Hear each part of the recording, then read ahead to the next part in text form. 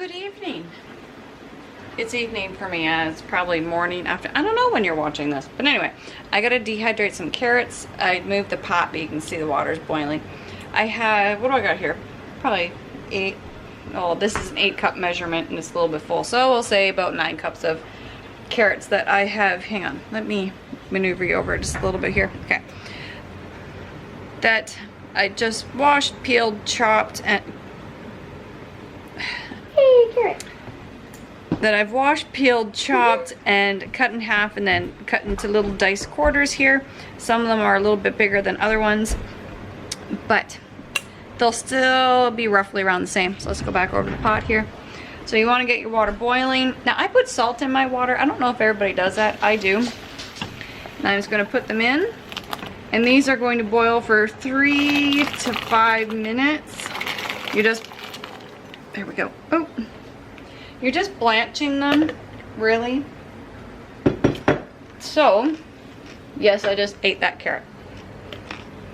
I'm just gonna give it a stir, and in 3 to 5 minutes, we'll be right back. Okay, so I have drained them. I'm stepping on an ice cube. So I have drained them. I ran them under cold water quickly, and I put them in some water here with ice cubes in it, and as you can see, the ice cubes are pretty much gone. I just wanted to make sure they got cooled down really quick, so in that way the cooking process would stop. You can see I have my dehydrator rack here, and I also have a herb sheet. I find it much easier to get stuff off if I use the herb sheet or the clean, I can't remember what they call it, sorry, I refer to it as the herb sheet. But it just makes it a lot easier to deal with the dehydrator if you use these.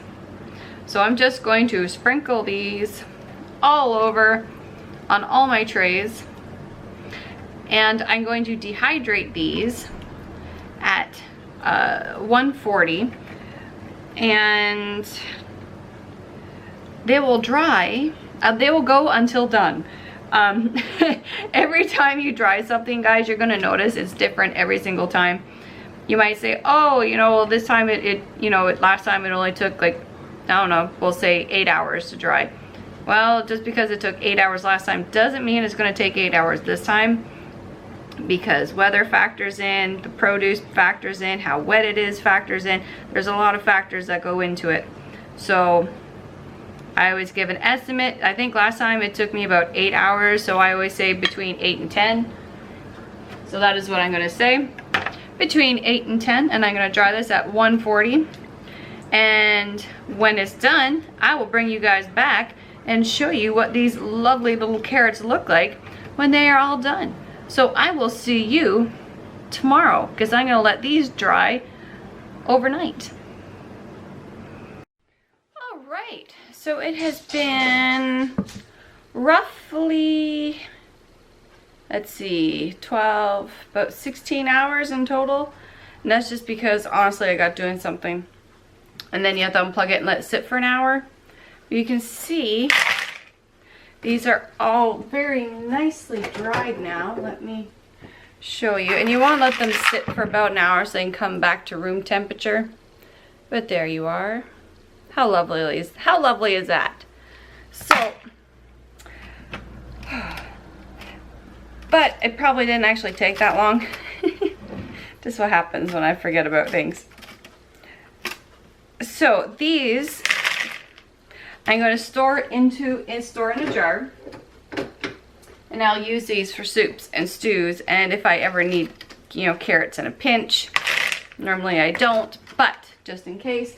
But sorry, I'm saying but a lot. I mostly use these for soups and stews in the winter time, because I can let it sit and cook in the crock pot all day while I do other things. So I hope you guys, oh, you know what, here, I'm almost done. Let's put it into the jar now. I have these fun little jars. They're just reused jars. I think they were from Honey. My neighbor saved them for me. And I love the bowls with the spouts. So there we go. Carrots. So that was 8 cups of carrots down to what? That's probably 1 cup of carrots now. Not bad. That's a space saver. So I hope you guys enjoyed, and I'll see you soon. Bye.